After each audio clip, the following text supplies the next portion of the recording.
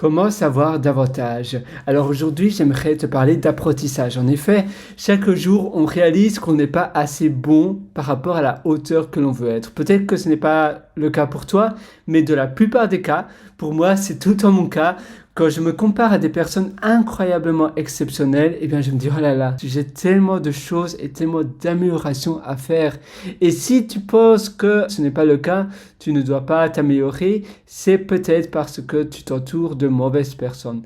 Challenge-toi et entoure-toi de personnes 1000 fois mieux. Parfois, c'est demande de déménager. Parfois, l'endroit où tu habites n'est pas idéal par rapport à la personne que tu veux devenir. Si tu es super accro à tout ce qui est technologie et que tu as envie d'être un CTO exceptionnel, eh bien, déménage dans la Silicon Valley ou bien déménage dans d'autres endroits où la tech est super avancée. Mais si tu restes dans ta petite ville de province, eh bien tu vas croire que tu es le meilleur et en réalité tu es peut-être tout en bas de l'échelle.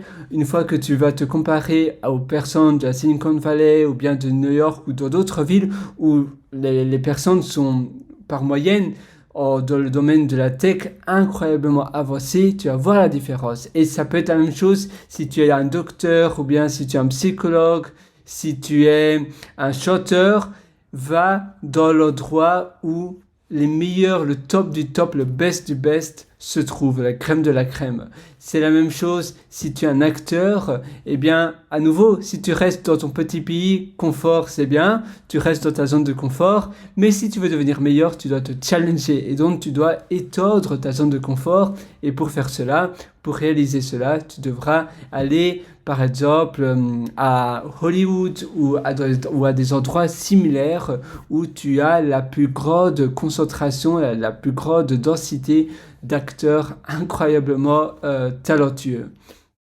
Et c'est la même chose pour tout. Par contre, tu peux le faire aussi via Internet. Tu peux apprendre des choses, des mimiques et autres grâce à la puissance du web.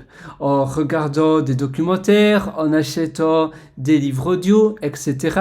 Tu vas pouvoir te comparer, voir, tiens, comment je peux être cette personne-là, qu'est-ce que je peux imiter, qu'est-ce que je peux copier pour devenir comme cette personne-là. Parce qu'en effet, moi aussi, j'aimerais être tout aussi talentueux.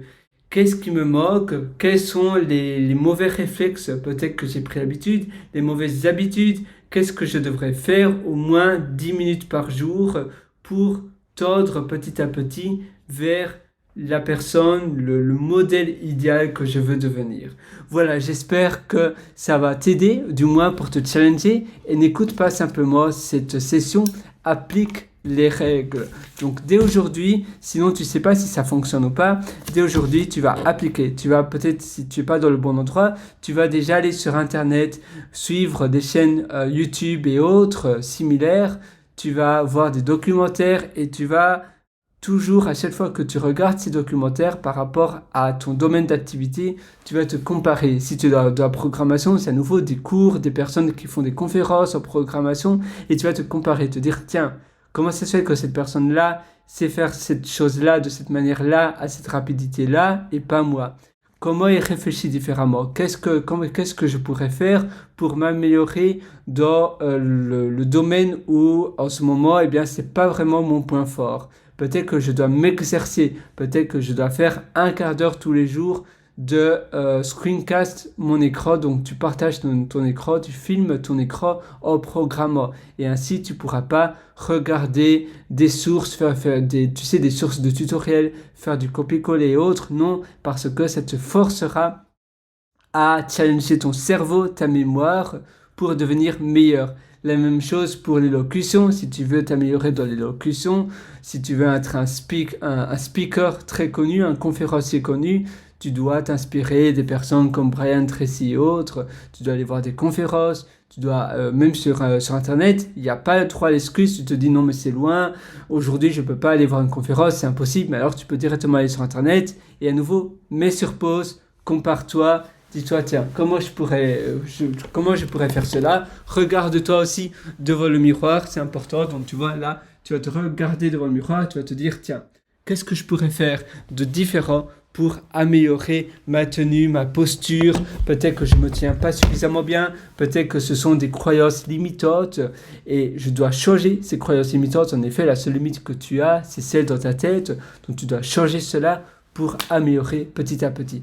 Moi, je suis avec toi à 100% du fond du cœur. Si tu veux aller encore plus loin, tu peux me donner rendez-vous, me donner visite sur mon site pierrewriter.com, pierrewriter.com.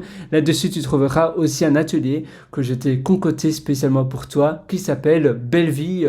Et donc, Belle Vie, ça se trouve sur pierrewriter.com. Tu trouveras sur le site un lien qui s'appelle Mes méthodologies et en cliquant sur ce lien, tu pourras acquérir l'atelier Belle Vie. Je te souhaite une excellente vie sur ce. Ciao!